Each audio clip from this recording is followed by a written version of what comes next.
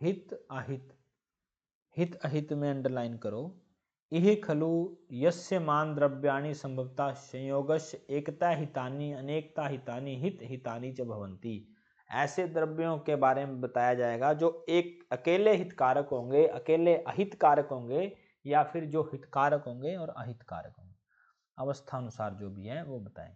बोले तत्तर एकते हितानि जाति साथ में, पहले श्लोक नंबर 4 पे बोलते हैं एक तो हितानि जाति साथ में, सलिल घृत दुग्ध ओदन, डॉग्स डॉग्स डॉग्स निमोनिक है, दुग्ध ओदन घृत और सलिल, एकता हितानि ये एकता हितानि जाति साथ में, और एक एकांत अहितानि जो है वो दहन पाचन मारण आदिशु प्रवृत्त अग्नि क्षार विषादिनी, दहन जो है वो अग्नि कर्म करता है, पाचन क्षार कर्म करता है, और मारण जो है वो विष कर्म करता है। ये एकता अहितकारक होते हैं। नेक्स्ट श्लोक नंबर, अंतः सर्व प्राणी नाम आहार्यार्थ वर्ग उपदिश्यन्ते, सर्व प्राणियों के आहारण के लिए रक्तशाली षष्ठी कंक कंकुंग मुकुंद पांडु, थोड़ा सा अंडरलाइन सा कर लो, गोधूम नीचे दूसरी लाइन में, तीसरी लाइन में अंडरलाइन करना है, चिरविल वास्तुक सुनिश्निक जीवंती तंडुलिक मंडूक वर्णी गव्यम घृतम सैंदव दाड़िम आमलक इत्यवर्ग सर्व प्राणी न सामान्यतम पथ्यतम कहे गए।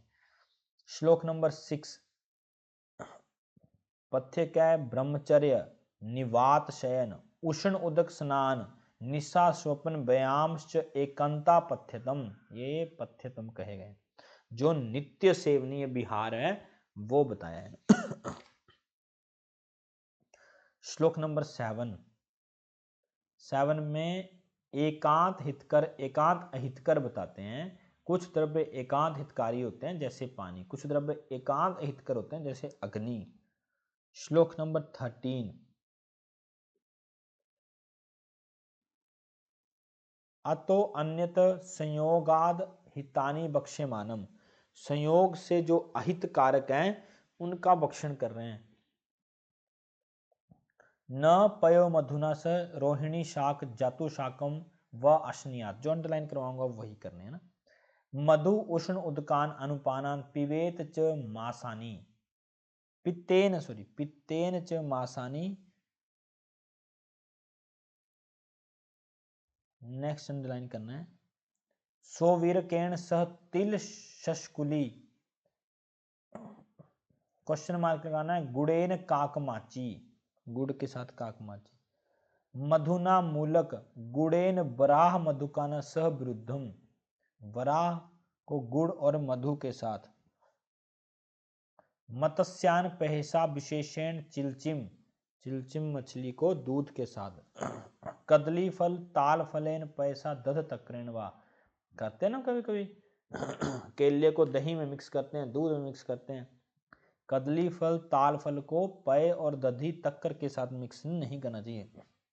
लकुच फल पैसा दधना मांस सूपेन, ये भी करते हैं हम, जिसको बोलते हैं दही भल्ला, मांस के साथ दही को या माँ की दाल को, मांस की दाल को दही के साथ नहीं करना चाहिए। नेक्स्ट कर्म विरुद्ध, श्लोक नंबर 14, कर्म विरुद्ध, कपोतान सरसव तैल भ्रिष्टान, कपोत को सरसों के तेल में। क्वेश्चन मार्क नेक्स्ट, कांस्य भाजने 10 रात्रम परिष्युतम सर्पी, कांस्य पर्युषित होता है दूषित या बासी, कांस्य के पात्र में 10 रात रखा हुआ दही। मधु च उष्ण उष्णैर्वा, मधु को उष्ण करके या उष्ण ऋतु में। मत्स्य परिपचने श्रृंगवेर परिपचने व सिद्ध काकमाची। देखो एग्जाम्पल जो मैं बता रहा हूँ वो ऐसे नहीं है, ये आपको एग्जाम्पल देके इनके हेडिंग भी पूछ सकते हैं। यहाँ से कोई एग्जाम्पल उठाएंगे, पूछेंगे कि ये कौन सा विरुद्ध है, ये संयोग विरुद्ध है और अगले जो हम पढ़ रहे हैं ये कर्म विरुद्ध है। एग्जाम्पल दे करके आपको पूछ सकते हैं कि कौन सा विरुद्ध है, तो थोड़ा सा ये भी ध्यान देना। तिल कलक सिद्ध उपोदिका शाकम। नेक्स्ट है नारिकेलेन बराह वसा परिभ्रष्टा बलाकाम, मान विरुद्ध बक्ष्यमान। मध्य अंबुनी मधु सर्पी मानस्तुल्य नाशनियात, मान विरुद्ध है। पानी को इसके साथ शहद के साथ और घी को शहद के साथ मान, इकट्ठा मान करके करना, मान तुल्य। स्नेहो मधु स्नेहो जल स्नेहो वा, विशेष अंतरिक्ष उदक अनुपानेन, विशेष करके मधु के साथ अंतरिक्ष जल का सेवन या स्नेहन का सेवन जो है वो नहीं करना चाहिए। श्लोक नंबर 16 ये आते हैं द्वंदानी रस वीर्य विपाक विरुद्ध। रस विरुद्ध वीर्य और विपाक के विरुद्ध की बात आई। ये कैसे याद रखेंगे? मधुर अम्ल रस वीर्य विरुद्ध है, मधुर लवण जो है वो भी रस वीर्य विरुद्ध हुआ, मधुर कटु सभी से विरुद्ध हुआ, मतलब रस वीर्य विपाक तीनों में विरुद्ध हुआ, मधुर तिक्त रस विपाक से विरुद्ध हुआ, मधुर कषाय ऐसे रस विपाक से विरुद्ध हुआ। तो आपने लिखना है यहां पर सबसे पहले रस लिखना है। रस में मधुर अम्ल लवण कटु तिक्त कषाय। उसके बाद वीर्य लिखने हैं। वीर्य दो प्रकार के होते हैं, शीत और उष्ण। शीत वीर्य में कौन कौन से आते हैं? जो पित्त शामक होते हैं। कौन कौन से आएंगे? कषाय कटु और तिक्त, सॉरी कषाय तिक्त मधुर, कषाय तिक्त और मधुर। उष्ण वीर्य होंगे जो पित्त का बढ़ाते हैं। ये अम्ल है, लवण है और कटु है। इसके बाद आएंगे विपाक। विपाक में दो विपाक होते हैं, गुरु और लघु। गुरु में आते हैं मधुर अम्ल और लवण। कटु विपाक में आते हैं लघु विपाक में कटु तिक्त एवं कषाय। अब इनको याद रखने का तरीका है, आप ऊपर आ जाओ श्लोक नंबर 16 की पहले लाइन में, तत्तन मधु अम्ल रस वीर्य विरुद्ध। अगर आप देखेंगे मधुर जो है और अम्ल रस में तो सारे एक दूसरे के आपस में विरुद्धी हुए।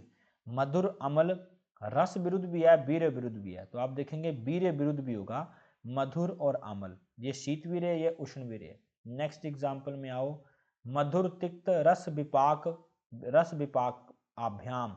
मधुर तिक्त देखो, मधुर और तिक्त रस विपरीत तो ऑब्वियस हो गई होंगे, सारे रस एक दूसरे के विपरीत ही होते हैं। अब दूसरा बोलता है विपाक। विपाक विरुद्ध होंगे रस मधुर और तिक्त। मधुर कषायो, मधुर कषाय भी रस विरुद्ध हुआ और विपाक विरुद्ध हुआ, मधुर और कषाय। लेकिन मधुर और कषाय वीर्य विरुद्ध नहीं हुआ, इसलिए नहीं लिखा इन्होंने। अम्ल लवण और रसता, अम्ल लवण सिर्फ रस विरुद्ध हुए, अम्ल और लवण। बाकी अम्ल लवण ना वीर्य विरुद्ध हुआ, ना ही अम्ल लवण जो है विपाक विरुद्ध हुआ। इस तरीके से सारे के सारे निकल जाएंगे। ये बात आती है समझ बच्चों? देखना जरा, जैसे ये है, मैंने रस लिखे मधुर अम्ल लवण कटु तिक्त कषाय। उसके बाद वीर्य लिखे दो प्रकार के, शीत वीर्य उष्ण वीर्य। शीत वीर्य वो होते हैं जो पित्त शामक होते हैं, कषाय तिक्त मधुर। उष्ण वीर्य वो होते हैं जो पित्तवर्धक होते हैं, अम्ल लवण कटु। और विपाक लिखे गुरु और लघु। गुरु विपाक होते हैं मधुर अम्ल लवण, लघु विपाक होते हैं कटु तिक्त कषाय। अब इसमें पहला एग्जाम्पल दिया तत्तर मधुर अम्ल रस वीर्य विरुद्ध। अब ये याद तो नहीं रहेंगे आपको, पर आपको अगर ये याद होगा तो आपको पक्का सब कुछ याद हो गया समझो।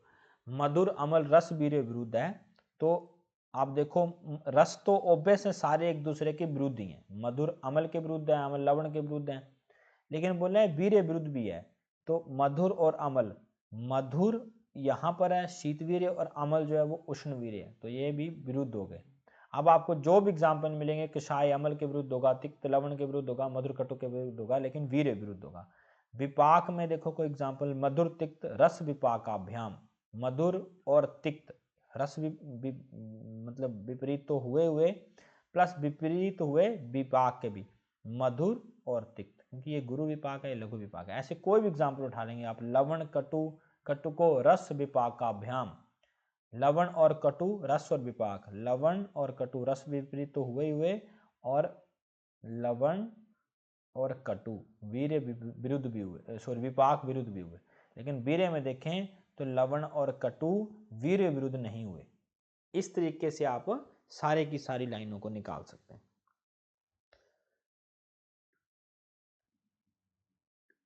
श्लोक नंबर 19 अंडरलाइन करना थोड़ा सा।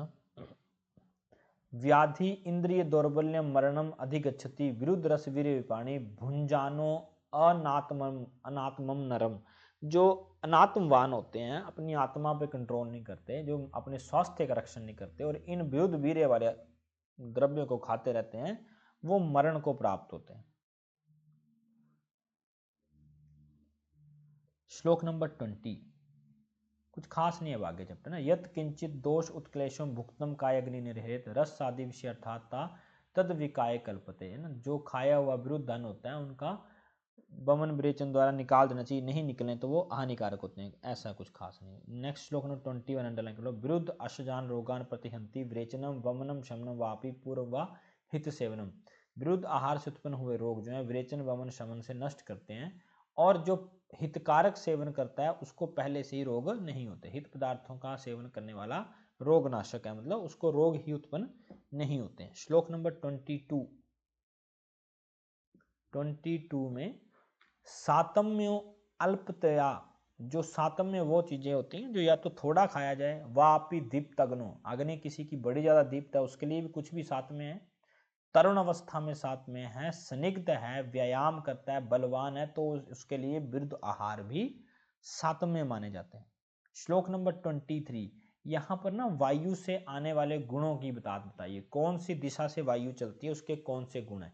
तो ये पूर्व वाली वायु को कहते हैं पहले। पूर्व दिशा वाली वायु मधुर, स्निग्ध, लवण होती है और रक्त पित्त अभिवर्धन होती है। डार्क अंडरलाइन, यहां से क्वेश्चन आ जाता है एक, कई बार वायु से क्वेश्चन आता है। रक्त पित्त अभिवर्धन होती है।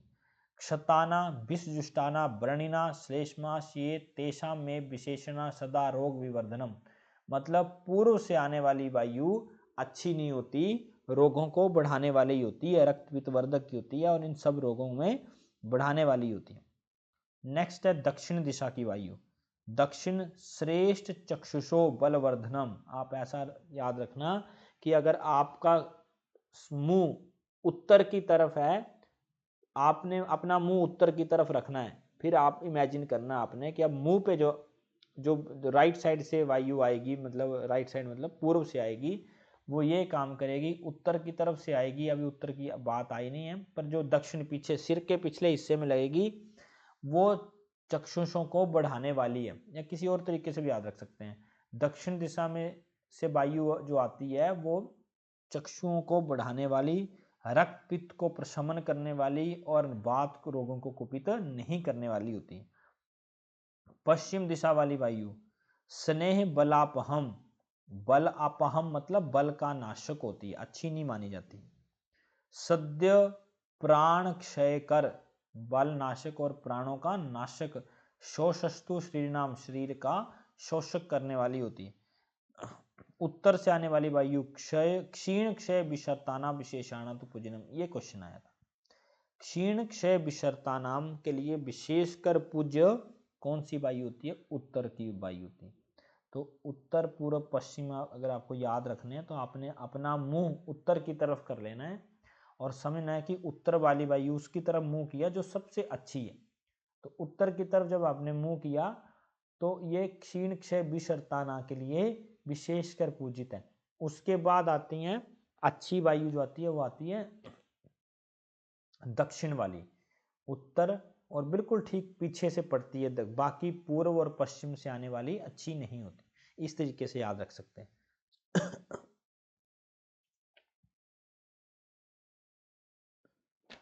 ठीक है, नेक्स्ट चैप्टर फिर करेंगे ना।